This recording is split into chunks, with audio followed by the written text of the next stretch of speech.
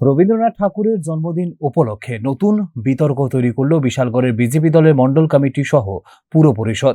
ঘটনা হচ্ছে, পুর পরিষদ অন্যান্য বছর অফিসিয়ালার কালীবাড়িতে থাকা রবীন্দ্রনাথ ঠাকুরের মূর্তিতে মাল্যদান করে রবীন্দ্র জয়ন্তী প্রতিপালন করলেও এই বছর এরকম কোনো উদ্যোগ গ্রহণ করা হয়নি। যদিও স্থানীয় দুই যুবকের উদ্যোগে সংশ্লিষ্ট কালীবাড়িতে থাকা রবীন্দ্রনাথ ঠাকুরের মূর্তিটি পরিষ্কার করে মাল্যদান করা হয় বলে খবর। এই ঘটনা নিয়ে ব্যাপক প্রতিক্রিয়া তৈরি হলে সাফাই ঢালতে ময়দানে নামতে দেখা গেল একাংশকে।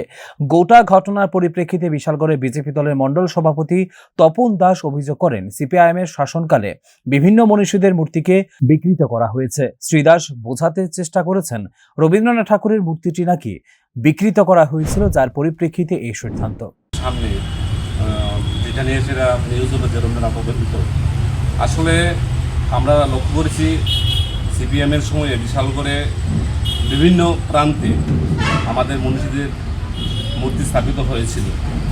যেমন করিমুরাতে নজরুলের মূর্তি স্থাপন করা হয়েছিল, আপনারা লক্ষ্য করেছেন।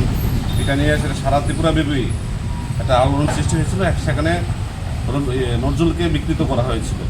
পরবর্তী সময়ে আমরা লক্ষ্য করেছি প্রশাসন সেই মূর্তি বদলিয়েছিল। ঠিক এখনও যে মূর্তিটা রয়েছে অফিসিয়াল পার্টি অফিসের সামনে, এখনও আমরা লক্ষ্য করছি রবীন্দ্রনাথকে বিকৃত করা হয়েছে। যদিও এখানে উল্লেখ করা প্রয়োজন, বিজেপি সরকারের শাসনকালেও সংশ্লিষ্ট মূর্তিটিতে অন্যান্য বার মাল্যদান করার মধ্য দিয়ে রবীন্দ্র জয়ন্তী প্রতিপালিত হয়েছিল।